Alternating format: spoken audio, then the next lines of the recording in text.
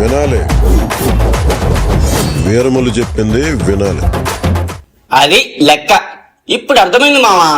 Almost 5 years నుండి Harihara Veeramallu cinema shooting delay అయినా, release post phone అయినా ప్రొడ్యూసర్ ఏం రత్నం గారు ఎందుకంత కాన్ఫిడెంట్ గా ఉన్నారా అని.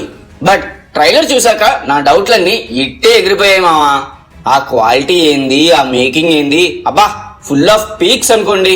అసలు పవన్ కళ్యాణ్ ఒక వారియర్ రోల్ చేస్తున్నారంటే ఏహే complete mass masala action episodes తో నింపేస్తారనుకున్న వారికి ఇందులో ఔరంగజేబ్ అండ్ మొఘల్స్ రూలింగ్ అనే సబ్జెక్ట్ మీద బాగానే ఫోకస్ చేశారనిపించింది. క్రిష్ జాగర్లమూడి అండ్ జ్యోతికృష్ణలు ఇద్దరూ కూడా ఈ సినిమా కోసం ప్రాణం పెట్టారంటంలో డౌటే లేదు.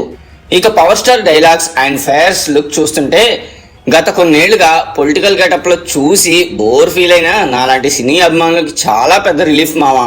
ట్రైలర్ మొత్తం చూసాక కాస్త విఎఫ్ఎక్స్ క్వాలిటీ తప్పిస్తే ఆర్ట్ డిపార్ట్మెంట్ కానీ, మ్యూజిక్ కానీ, సినిమాటోగ్రఫిక్ కానీ పీక్స్ ఉన్నాయి.